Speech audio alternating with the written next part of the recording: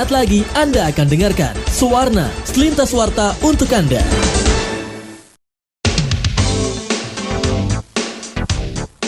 .7,2 FM KR Radio, media informasi dan hiburan.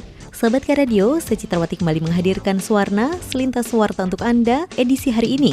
Baik sahabat KR Radio, pemerintah sudah menyiapkan sejumlah strategi untuk mencegah lonjakan COVID-19 jelang libur Natal dan Tahun Baru atau Nataru. Melihat pengalaman tahun lalu, libur panjang mengakibatkan kenaikan mobilitas masyarakat dan akhirnya meningkatkan kasus COVID-19. Meski akhirnya pemerintah membatalkan rencana penerapan pemberlakuan pembatasan kegiatan masyarakat atau PPKM level 3, masyarakat diimbau untuk tetap menerapkan protokol kesehatan dalam beraktivitas selama libur Nataru dan lebih meningkatkan kewaspadaan terhadap munculnya varian baru Omikron. Ahmad Arif selaku co-founder Lapor COVID-19 dalam diskusi Ruang Publik KBR pada Rabu 15 Desember 2021 kemarin mengatakan situasi COVID-19 pada libur Nataru tahun ini sudah berbeda dengan situasi tahun lalu. Pada Nataru tahun ini kasus sudah menurun karena efek percepatan vaksinasi yang digencarkan selama setahun ini. Orang yang terinfeksi sudah banyak sehingga sudah terbentuk kekebalan kelompok atau herd immunity. Tetapi dengan kemunculan varian baru Omikron yang bisa mereinfeksi orang yang sudah pernah terinfeksi maupun yang sudah divaksin, hal tersebut perlu diwaspadai. Menurutnya, pembatalan PPKM level 3 oleh pemerintah dipandang masih masuk akal karena melihat kasus yang cenderung menurun dan sudah terbentuk kekebalan kelompok atau herd immunity. Tetapi ia pun selalu mengimbau untuk tetap waspada, jangan sampai lengah dan terlambat mendeteksi jika ternyata ada varian Omikron yang sudah masuk ke Indonesia. Ia berharap pemerintah tetap konsisten dan harus mempersiapkan yang terburuk dengan berharap yang terbaik. Berikut penuturan Ahmad Arif. PPKM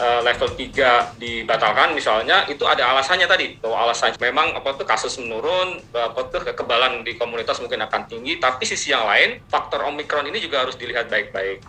Untuk ini kalau menurut saya sih masuk akal juga PPKM 3-nya agak sedikit dilonggarkan, masyarakat mobilitas ini tetapi tetap harus waspada. Waspadanya itu terutama kalau ternyata Omikron sudah masuk tapi kita terlambat mendeteksi gitu. Nah, itu yang memang kita harus waspada ya. Kalau dalam posisi ini kami selalu mengingatkan bahwa masyarakat walaupun misalnya kasus kita sudah menurun seperti dalam kondisi seperti sekarang masih harus tetap hati-hati, terutama protokol kesehatan tuh nggak boleh hilang sih kalau menurut saya ya, minimal harus pakai masker karena kita tahu misalnya agak sedikit membedakan itu memang kepatuhan masyarakat dalam menggunakan masker. Saya pikir orang Indonesia agak lebih dibandingkan di Eropa yang cenderung lebih longgar dalam konteks pemakaian masker dan juga vaksinasi yang tidak semua orang kalau memang nggak mau ya nggak akan dipaksa misalnya. Nah, ini menurut saya ya dalam konteks Nataru tahun ini karena konteksnya berbeda, mobilitas dan seterusnya masih masuk akal lah ya, tetapi tetap jaga prokes. Masyarakat tuh walaupun PPKM ini dibilang sudah ditiadakan, tetapi bukan pandeminya yang berakhir gitu loh. Artinya kita harus memiliki self alarm bahwa kita bisa turut memperparah kembali pandemi atau sebaliknya kita bisa mengurangi pandemi. Dan satu lagi mungkin pemerintah ya harus konsisten dan mau tidak mau ya harus mempersiapkan yang terburuk dengan berharap yang terbaik, itulah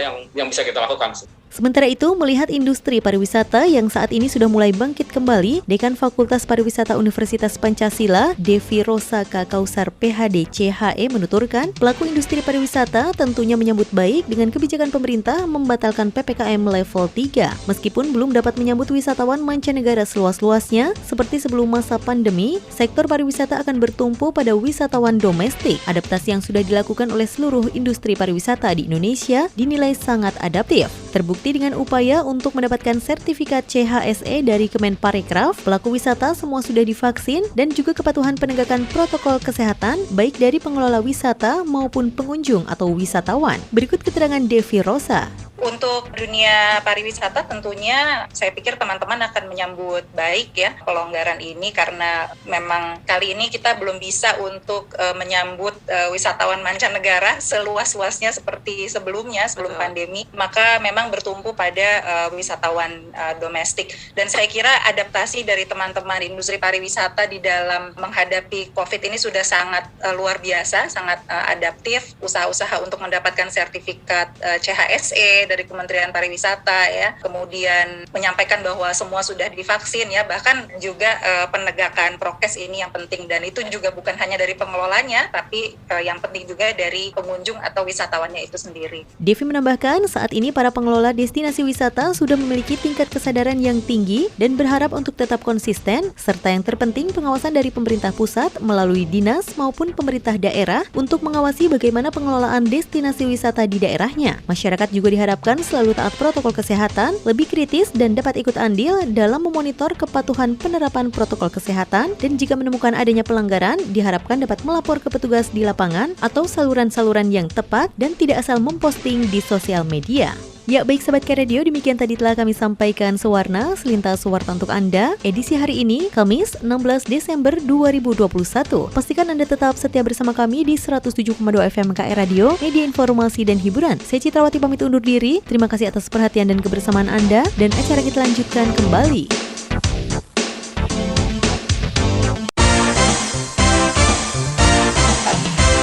Baru saja Anda dengarkan Sewarna. Terima kasih untuk perhatiannya.